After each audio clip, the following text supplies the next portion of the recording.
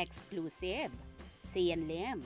Nadurog nga ba sa sinabi ni Kim Chiu? Kaya rumesba?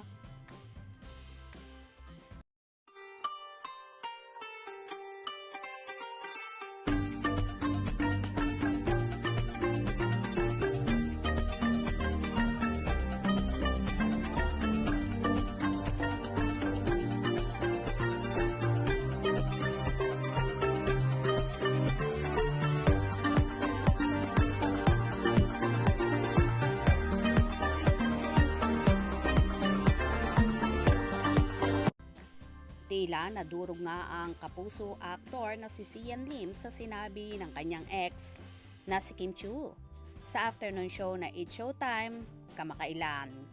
Live na live kasing sinabi ni Chinita Princess sa mga katagang, "Sorry, may mahal na akong iba," kung saan tawang-tawa ang lahat ng naroon sa studio. Sumundot naman ang co-host na si Vice Ganda ng, "Nauna ka lang, kala mo ha." Sorry, may mahal na akong iba. Bakit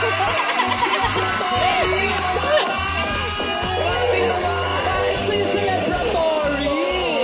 Kasi pare-parehos siya, para ibang level. Lahat malungkot Dapat may Lahat variety. malungkot eh. Sa'yo Pwede mo masaya. naman sabihin ng masaya. Grabe, no? Kulang lang, dagdag mo sa udo nun. Sorry, meron na kayo ba? Nauna ka lang, kala mo. Nag-trending nga ang mga sinabing nyo ni Kimi na tila patama sa kanyang ex-nobyong si Sian Lim, kung saan umamin na rin sa kanilang relasyon ng Viva producer na si Iris Lee. Samantala, tila naman natamaan ang aktor sa ex-nobya, kaya naman panay na panay ang putak nito sa social media. Inahayag naman ni Sian Lim na hindi siya ang nag-initiate ng hiwalayan nila ni Kim Chiu. Sa interview ng entertainment writer na si Marinel Cruz, pinasinungalingan ni Sian ang ilang kwento ukol sa kanilang breakup.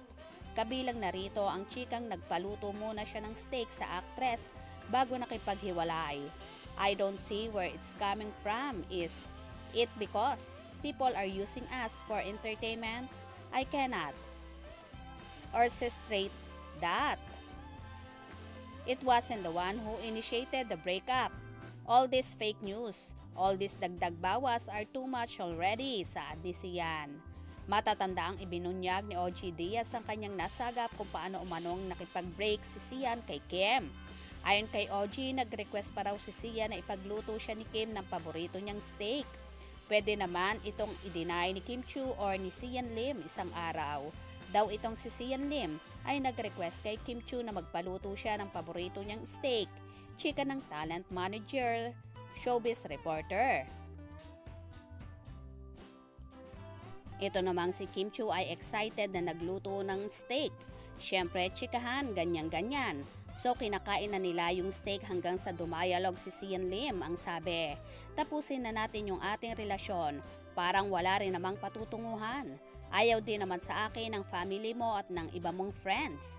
Something to that effect," dagdag pa ni OG. Mukhang tinamaan nga ang aktor na si Sian sa mga sinabing yon ni Kimi, kaya naman panay kuda na naman ito sa social media at itinuturong si Chinita Princess ang nakipaghiwalay at hindi siya. Ano kaya sa palagay nyo? Kaya naman tumutok at huwag na huwag pahuhuli sa mga maiinit na kaganapan. Anong inyong magiging reaction sa bidyong ito? Comment below.